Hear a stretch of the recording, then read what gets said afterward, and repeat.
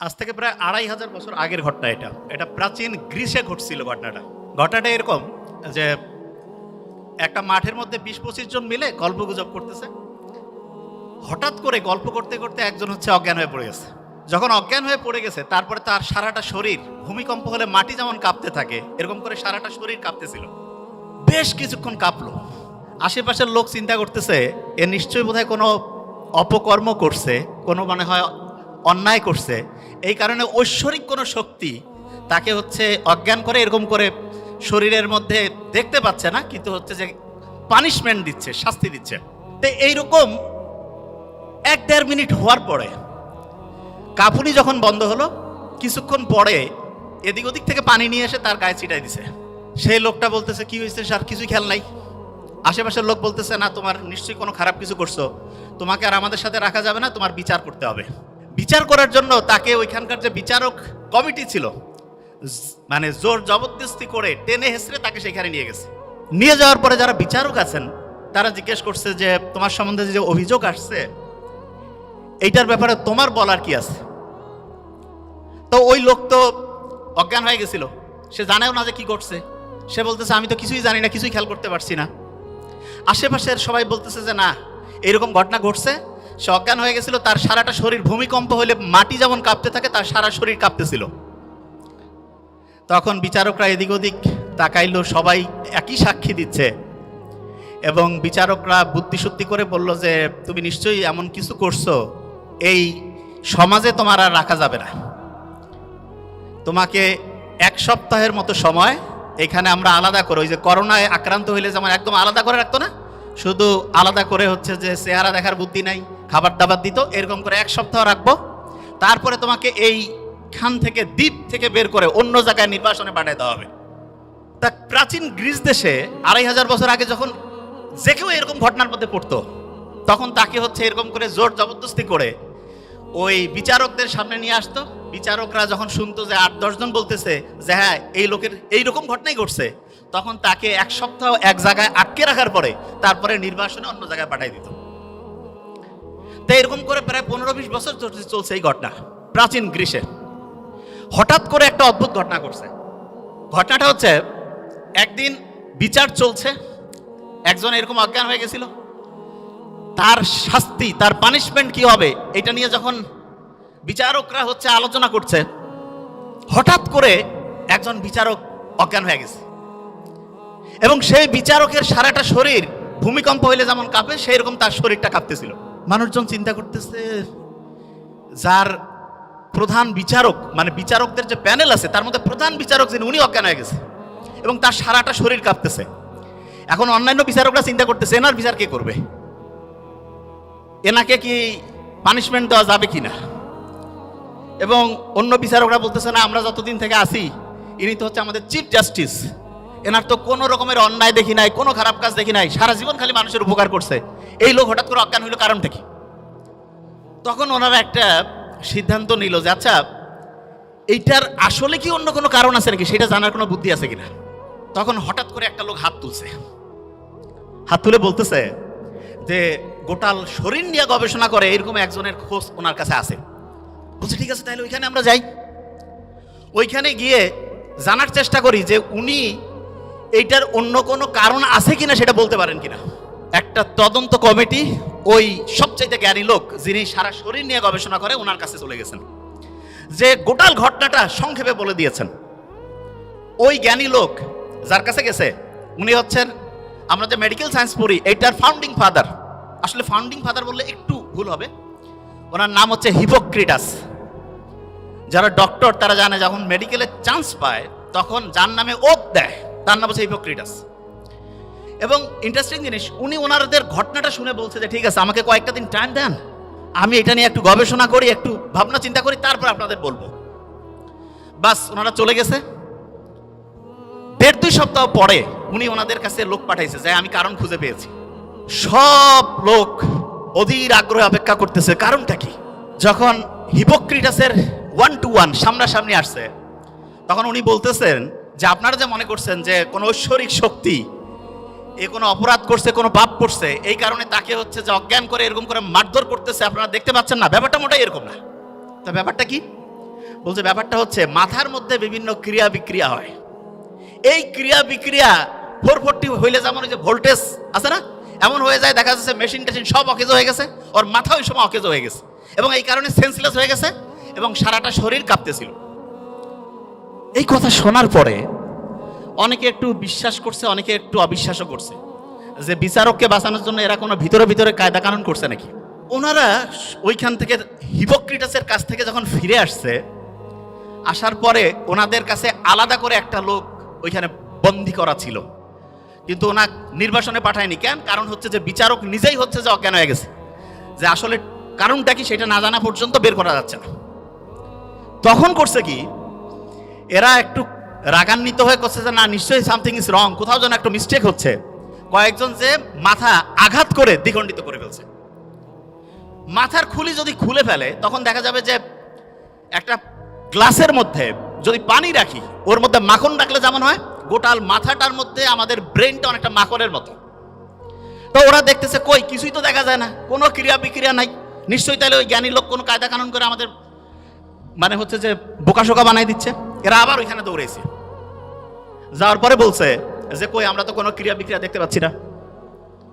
উনি তখন ওনাদের বুঝাইছে যে দেখো, মাথার মধ্যে যে ক্রিয়া বিক্রিয়াটা হয়, এটা যদি লক্ষ লক্ষ কোটি কোটি ক্রিয়া বিক্রিয়া এক জায়গায় করি, একটা ছোট্ট বালুকণার সমান হবে না। বলে তাই নাকি? কয় হ্যাঁ। বলছে যে মাথার মধ্যে ক্রিয়া বিক্রিয়া হচ্ছে এবং এইটার কারণেই এই লোকটা অজ্ঞান হয়েছে। আজ থেকে 2500 বছর আগে, যখন কোনো টেকনোলজি ছিল না, কোনো পরীক্ষা নিরীক্ষা ছিল না, তখন হিপোক্রেটাস এই ঘটনাটা বলছে। এবং এখন আমরা হচ্ছে মাথাকে স্ক্যান করি। স্ক্যান করার জন্য একটা পরীক্ষার নাম আছে, আমি কিন্তু ধরবো, বি কেয়ারফুল। পরীক্ষাটার নাম হচ্ছে ইইজি। কি নাম?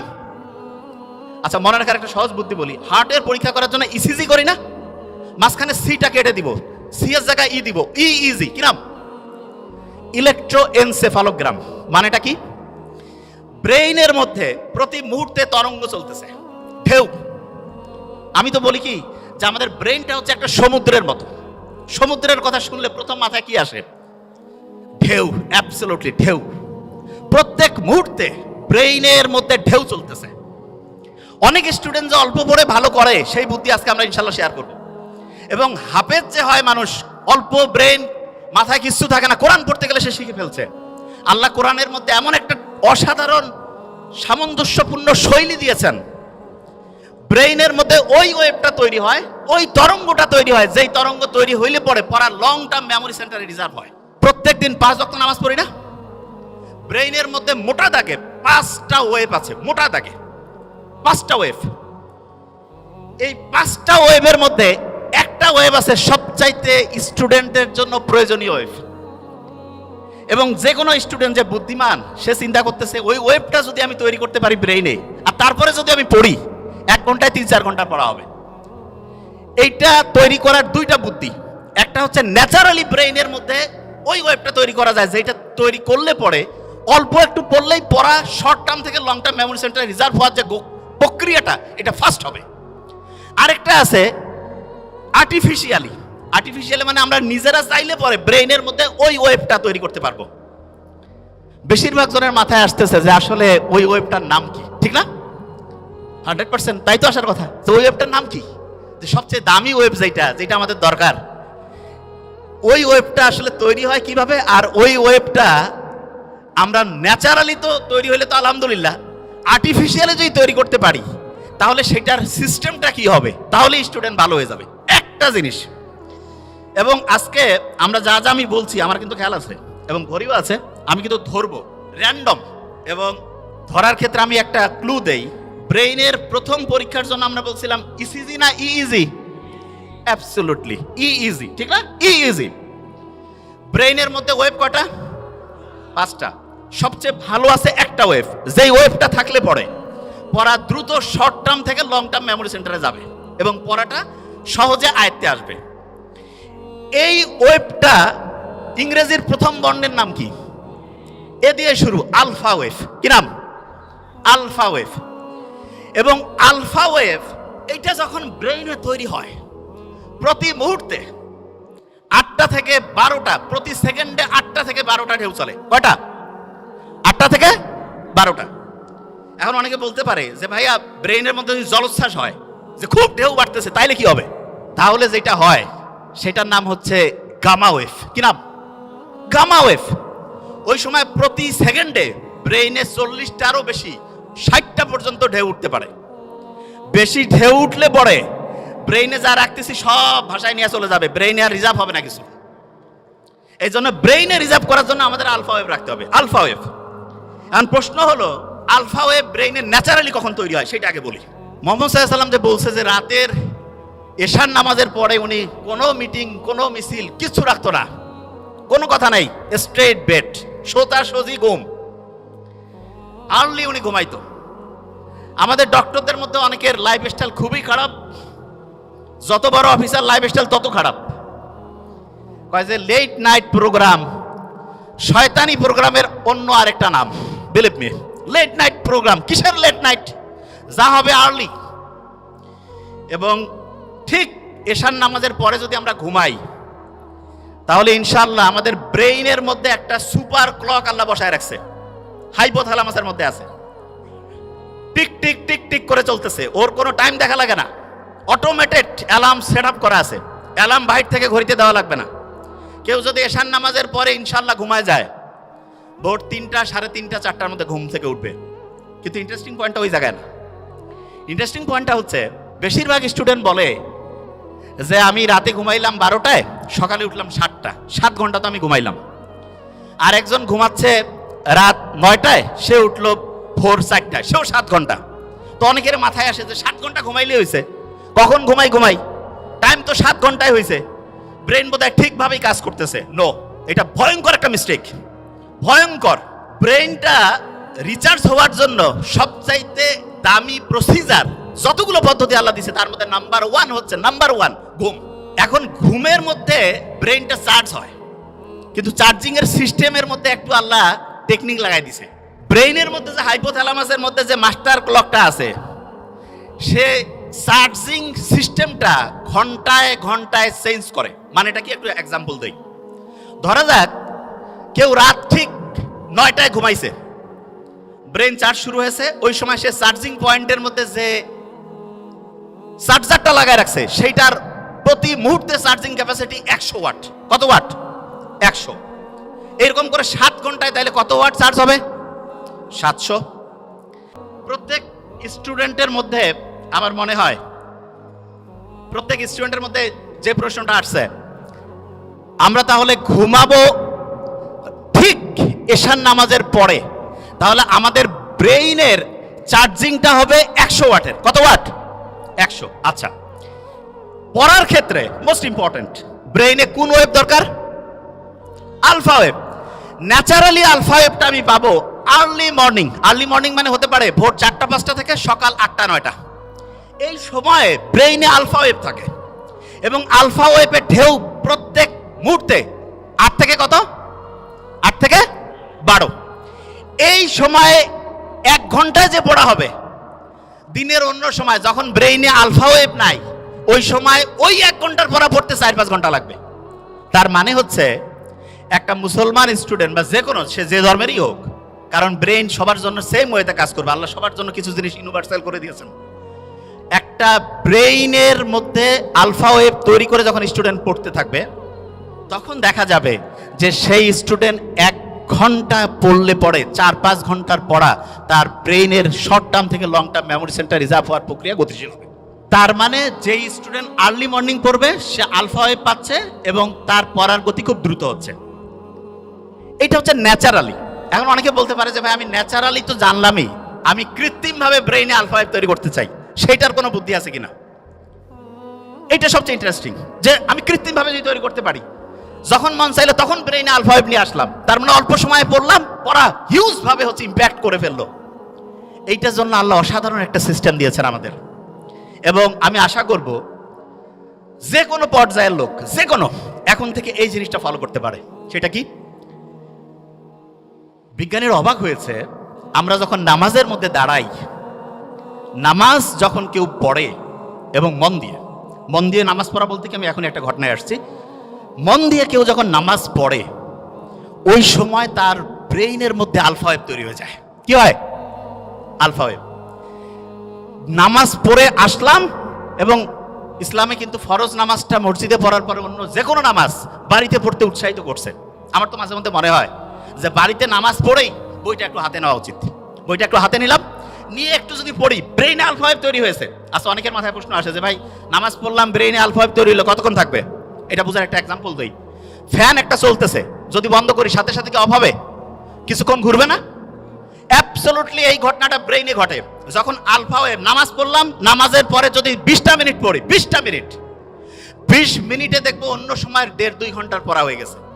তাইলে আর্লি মর্নিং 4-5 ঘন্টা, আর প্রত্যেকবার নামাজ পড়ছি, নামাজ পড়ার পরে যদি 20 থেকে 25 মিনিট করে পড়ি, ইনশাআল্লাহ ব্রেইনে দেখবো 20 মিনিটে 2-2.5 ঘন্টার পড়া হয়ে যাবে। তার মানে বাকি টাইম অন্য যে কোনো কাজই করি না কেন, ইনশাআল্লাহ আমার পড়া, একাডেমিক, তারপরে অ্যাডমিশন, যেই লেভেলে আমি পড়তে চাই, ইনশাআল্লাহ অসাধারণ প্রিপারেশন হয়ে যাবে। এখন হাফেজ যারা হয় তারা পরে আল্লাহর কালাম পড়ে, ঠিক না? এবং কোরআনের গঠন শৈলীকে যদি অ্যানালাইসিস করে অবাক হয়ে যাবে, এত সুন্দর মিল। আমি তো আরবি পড়ি, বোঝার চেষ্টা করি। কেউ যদি সূরা নাসটা পড়ে, নিশ্চয়ই মনে মনে একটু আমরা যদি পড়ি, হ্যাঁ, কুল আউযু বিরাব্বিন নাস, মালিকিন নাস, সবগুলোর মধ্যে একটা কি অসাধারণ ছন্দ আল্লাহ দিয়ে রাখছেন। এবং এই ছন্দটা এমন যেটা ব্রেইনটাকে, তরঙ্গগুলোকে হচ্ছে কুল ডাউন করে আলফা ওয়েভে আনতে হেল্প করে। তার মানে নামাজের টাইম নাই, মন চাচ্ছে যে আমি একটু পড়া আমার আলফা ওয়েভে পড়বো, কোরআনটা বের করে সূরা ফাতিহাটা একটু পড়ি, আর কিচ্ছু করা লাগবে না। তারপরে হচ্ছে 20 মিনিট পড়বো, ব্রেইন আলফা ওয়েভে ইনশাআল্লাহ 20 মিনিট অটোমেটিক কাজ করবে। অনেকে মনে করে কোরআন পড়তেছি টাইম লস হবে, মূর্খ। ব্রেইনে আলফা ওয়েভ থাকলে যাই করবো 20 মিনিটে তো 1.5-2 ঘন্টা। কেউ পারবে আমার সাথে? কেউ পারবে? প্রশ্নই আসে না। কোরআন যখন পড়ে কেউ, দেখা যাচ্ছে ক্লাসের পড়া হয় না, সাধারণত হাফেজিতে, সাধারণত এখন আল্লাহর রহমতে ট্রেন্ড চেঞ্জ হয়েছে, দেখা যায় যেই ছেলে মেয়ের কোনো বুদ্ধি শুদ্ধি নাই, কাউকে আল্লাহর রাস্তায় দিয়ে দাও, আল্লাহর রাস্তায় দিল, কিন্তু দেখা যাচ্ছে সেও হাফেজ হয়ে আসছে, ঠিক না? তা আল্লাহ তো বলছে যে আমি তো তোমাকে হেল্প করবই, এবং আল্লাহ যে প্যাটার্ন দিয়েছে সেইখানে কোরআন পড়ার পরে আলফা ওয়েভ তৈরি হয়, দ্রুত তার পড়া, দেখা যাচ্ছে শর্ট টার্ম থেকে লং টার্ম মেমোরি সেন্টার রিজার্ভের প্রক্রিয়াটা গতিশীল হয়। তার মানে আমরা 3টা জিনিস অলরেডি শিখছি, শেয়ার করেছি 3টা জিনিস। নাম্বার 1, আর্লি মর্নিং যদি পড়ি, ব্রেইনে কোন ওয়েভ? আলফা। যখন নামাজ পড়লাম তারপরে কোন ওয়েভ? যখন কোরআন পড়লাম তারপরে কোন ওয়েভ? আলফা। 3টা বুদ্ধি পেয়েছি। আচ্ছা, এখন একটা প্রশ্ন আসে, সেটি হচ্ছে অনেকেই বলে যে ভাই আমি তো নামাজ কালাম পড়ি, রোজা রাখি, সবই আছে, একটু ইসলামের বাইরে অন্য কোনো কিছু করি, তা কি এমন হবে? ভালো আমল আর যদি খারাপ আমল কাটাকাটি করে কিছু থাকলে তো আমি ডান হাতে আমল নামা পেয়ে বেহেশতে চলে যাব, এরকম চিন্তা কিন্তু অনেকের মাথার মধ্যে আছে। তাই এইরকম একটা প্লেনের মধ্যে 2 জন যাত্রী পাশাপাশি বসা, একজন মুসলমান আর একজন অন্য ধর্মের বলতেছে যে, অফার করছে যে একটু ওয়াইন খাও। তা বলছে না না, আমি কেন ওয়াইন খাবো, আমি মুসলমান। আরে বাবা, তুমি কি এখন মসজিদে আসো নাকি? ওয়াইন খাইলে কি হবে? বলছে না, আমি ওয়াইন খাই না। তখন যে ওয়াইন অফার করতেছে সে বলতেছে যে তোমাদের যে কি ধর্ম রে বাবা, গির্জায় গেলে আমরা ওয়াইন খাই না, তোমরা আবার মসজিদ না, মানে হচ্ছে বাড়ি না, একটু ফ্লাইটের মধ্যে একটু রিল্যাক্স করবা, তবু ওয়াইন খাবা না, ব্যাপারটা কি? তখন পাশে বসা যে মুসলমান সে বলতেছে যে এই গাড়ির, মানে ফ্লাইটে তো, যে এইটার যে চালক তিনি কিন্তু খ্রিস্টান। বলছে হ্যাঁ খ্রিস্টান, ইউরোপের ঘটনা। তা বলতেছে আচ্ছা, ওনাকে যদি এখন মদ খাওয়ানো হয়, তুমি কি জানার পরে এই ফ্লাইটে যাবা? কয় না, আমি কেন যাবো। কয় কেন যাবা না? বলছে উনি তো এখন ডিউটিতে আছে, ডিউটিতে কেন হচ্ছে মদ খাবে? তখন ওই মুসলমান বলতেছে যে আমাদের মুসলমানের গোটাল জীবনটাই হচ্ছে অন ডিউটি। পড়া, বিয়া শাদী, কথা বলা, কথা শোনা, যা কিছু আছে অন ডিউটি। বিলিভ মি, এটাই সবচেয়ে সত্যি কথা। অনেকে আমরা মনে করি কি মসজিদের মধ্যে যাবো, ওই সময় আল্লাহ আল্লাহ করবো। আল্লাহ আল্লাহ তো অবশ্যই করবো, কিন্তু আল্লাহ প্র্যাকটিক্যাল জিনিসটা সবচেয়ে বেশি পছন্দ করেন, সবচাইতে বেশি পছন্দ করেন প্র্যাকটিক্যাল। এবং আল্লাহর কাছে যখন আমরা দোয়া করি রাব্বানা আতিনা ফিদ দুনিয়া, দুনিয়াও লাগবে আখেরাতও, হ্যাঁ, তবে দুনিয়া পাইতে গিয়ে যাতে আখেরাত ধ্বংস না করি, এইটা খুব গুরুত্বপূর্ণ। নিশ্চয়ই বাদশাহ সোলাইমানের ঘটনা আমরা জানি। বাদশাহ সোলাইমান ওনাকে একবার এসে বলতেছে যে তুমি কি দুনিয়া চাও না আখেরাত চাও? তো উনি খুব বুদ্ধিমান, আল্লাহ নবী, সম্ভবত আমার এটা আবার বাদশাহ সুলাইমান, হ্যাঁ দাউদ আলাইহিস সালামের সম্ভবত সন্তান, আমি যতদূর আমার মাথায় আসে।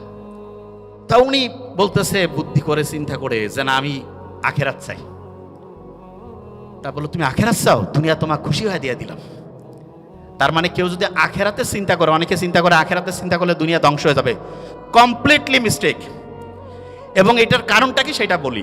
অস্ট্রেলিয়ার একজন ডক্টর, নামটা এখন মাথায় নাই, আমরা কয়েকদিন আগে আমি ওনার আর্টিকেলটা পড়লাম, অ্যাবসলিউটলি 2 সপ্তাহ আগে, মুসলমান ডক্টর। উনি গাজায় গেছে, প্যালেস্টাইনের হচ্ছে যে ইয়া করছে, ওটাকে কি বলে, অপারেশন করছে। তা ইসরায়েল যে ভয়ঙ্কর ধ্বংসলীলা চালাইছে, অজ্ঞান করার যে জিনিসপত্র সেটাও নাই, অজ্ঞান করার জিনিসপত্র নাই। উনি জানে যে অজ্ঞান করার মাঝখানে হচ্ছে জিনিস শেষ হয়ে যাবে। অপারেশনের মাঝখানে ঘুম থেকে উঠছে, উঠে কোরআন তেলাওয়াত শুরু করছে। তারপরে অপারেশন উনি বন্ধ রাখছে। তা যিনি রুগী বলতেছেন আপনি অপারেশন করেন, বলছে ইশারা করছে, কোরআন তেলাওয়াত করছে, ইশারা করছে, বলছে তুমি কষ্ট পাচ্ছ না? উনি কোরআন তেলাওয়াত করছেন। তখন ওই অপারেশনের পাশে যে আরেকজন আছে বলছে না উনি কষ্ট পাচ্ছেন না। তা এই ঘটনাটা যখন শুনলাম তখন মনে হলো আল্লাহ যে বলছে যে কোরআন হচ্ছে শেফা, আমরা তো বিশ্বাস করি সত্যি টঙ্গর মগর বিশ্বাস, খোসর মজর, ওইরকম বিশ্বাস নাই হবে হবে কিনা। এবং সত্যিকার অর্থে অ্যানেস্থেটিক মানে অজ্ঞান করার যে জিনিসপত্র একটা নাই, কিন্তু আল্লাহর রহমতে সে কোরআন তেলাওয়াত করছে, কষ্ট পাচ্ছে না। ওই ঘটনাটা জানি তো, আলী রাদিয়াল্লাহু তাআলা আনহুর যে পায়ের মধ্যে তিল লাগছিল, নামাজের সময় বের করতে বলছে।